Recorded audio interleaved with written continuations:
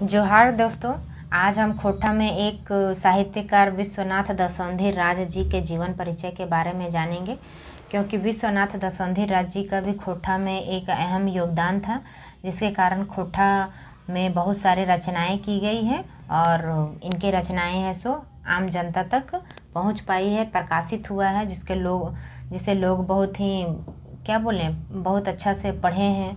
और ताकि खोटा है सो फर्श से लेके अर्श तक पहुंचाया जा सके, और इनका है सो अभी मातृभाषा में या फिर 8वीं अनुसूची में जोड़ने का प्रयास किया जा रहा है, लेकिन अभी तक मान्यता नहीं मिली है। विश्वनाथ दसौंधी राज जी के बारे में हम जानेंगे। जन्म इनका है सो 5 अप्रैल 1943 ईस्वी को हुआ है और इनकी मृत्यु है सो 16 अक्टूबर 2009 को हुआ है। आप इसमें याद रखने का एक ट्रिक रखिएगा कि यहाँ 3 है, यहाँ 9 है। आपको लमसम जब ये याद हो जाएगा तो ये ऑटोमेटिक याद हो जाएगा। 1943 में इनका जन्म हुआ है और मृत्यु 2009 में हुआ है। आप मोटा मोटी अंदाज़ा भी लगा सकते हैं कि 1943 में जन्म हुआ है तो उधर हो गया 57 और इधर हो गया 9, यानी कि टोटल मिला के ये 66, 57 और 9 हो गया। तो इस प्रकार है सो आप याद कि लमसम आप आइडिया लगा सकते हैं कि कितना वर्ष ये जीवित थे। जन्म स्थान तो ये कतरास गढ़े के पास जो भटमोरना गांव था, वहाँ पे ऐसे इनका जन्म हुआ था। किनका? विश्वनाथ दसौंधी राज जी का। माँ का नाम उषा मणि देवी और बाप का नाम मुखराम दसौंधी। यहाँ पे ऑप्शन में इतना धोखा देता है, या मुखराम दसौंधी के जगह पे ऑप्शन में देता है सुखराम दसौंधी, मुखराम दसौंधी, इस तरह करके देता है। तो आपको याद रखना होगा कि मुखराम दसौंधी। आप एक ही चीज़ को बार बार पढ़िएगा तो आपको मुंह में ये चीज़ आ जाएगा कि नहीं, मुखराम दसौंधी था और उषा मणि देवी था। तो उषा मणि देवी कौन थी? तो माँ का नाम इनका था और बाप का नाम था मुखराम दसौंधी। शिक्षा ये एमए है सो किए थे हिंदी में, 1973 में एमए किए थे हिंदी से, और नौकरी किए गंगा नारायण उच्च विद्यालय, है ना, गंगा नारायण उच्च विद्यालय में ये नौकरी किए। 1996 में बिजुलिया उच्च विद्यालय में ये नौकरी किए और 2003 ईस्वी में ये रिटायर हो गए और 2009 ईस्वी में इनकी मृत्यु हो गई। गंगा नारायण उच्च विद्यालय कहाँ था? तो गंगा नारायण उच्च विद्यालय ये भी धनबाद में था, और यही उच्च विद्यालय के बगल में है सो श्रीनिवास पानूरी जी का पान का गुमटी था, और वहीं पे है सो ये अक्सर जाते थे पान खाने के लिए। और श्रीनिवास पानूरी जी का जो खोटा के प्रति जो देखें कि इनका लगाव इतना है कि ये अपना काम करते हुए भी खोटा में है सो रचना लिख रहे हैं, तो उन्हीं से ये प्रेरित हुए और उसी समय से ये खोटा में रचनाएं करने लगे। इनकी कृति है ढलती शाम का सूरज। ये क्या है? उपन्यास है। आपको याद रखना होगा क्योंकि ये इम्पोर्टेंट है। ढलती शाम का सूरज क्या है? तो उपन्यास है। वेदना के पंख क्या है? तो कविता संग्रह है। ये कहाँ? तो आगरा के प्रगति प्रकाशन से ये प्रकाशित हुआ। आगरा के प्रगति प्रकाशन से ये प्रकाशित हुआ है। अजगर नाटक है और भगजोगनी उपन्यास है।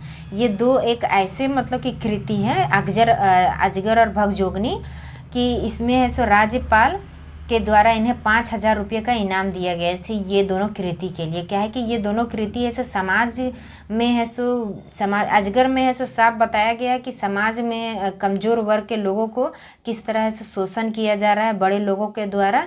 तो वही है सो इसमें बताया गया कि अजगर जैसन सांप जैसन है सो समाज के निम्न तबके के लोगों को निगल गया है। और भगजोगनी में है सो बताया गया है कि एक गरीब कमनिहार बेटी भगजोगनी, उस पर है से गांव का सरपंच के द्वारा है सो अत्याचार किया गया है, और उसी का बदला उसका प्रेमी के द्वारा लिया जाता है और सरपंच को मार दिया जाता है। ये दोनों कहानी में यही है सो सार बताया गया है, और ये दोनों है सो बहुत ही प्रसिद्ध रचना है। और इन दोनों की कृति पर है सो राज्यपाल के द्वारा 5,000 रुपये का इनाम दिया गया था। किसको? तो विश्वनाथ दसौंधी राज जी को। पुटूस और परास कविता संग्रह है। पुटूस और परास क्या है? तो कविता संग्रह है। घोर मुंड्री बेलतर लघु कथा संग्रह है। माटी के पुथायल ये भी है सो इनका कृति है।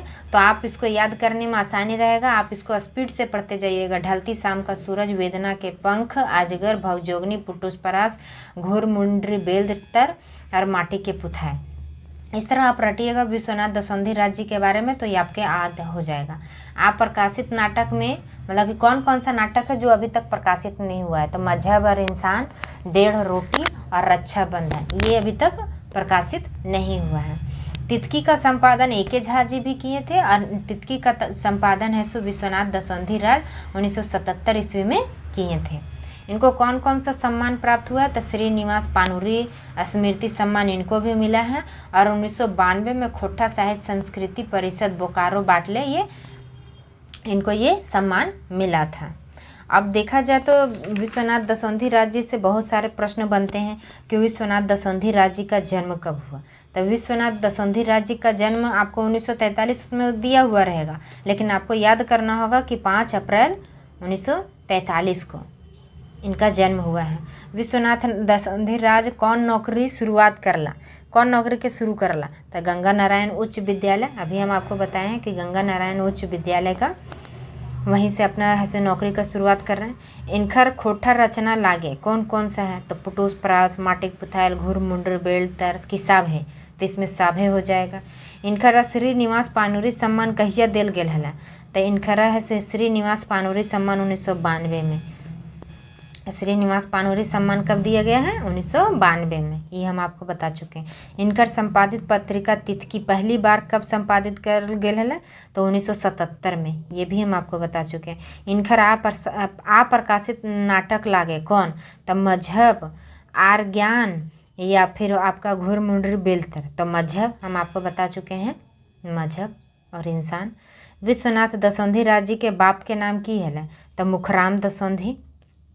विश्वनाथ दसौंधी राज जी के मृत्यु कब होला तो 16 अक्टूबर 2009 ईस्वी को इनकर मृत्यु भला।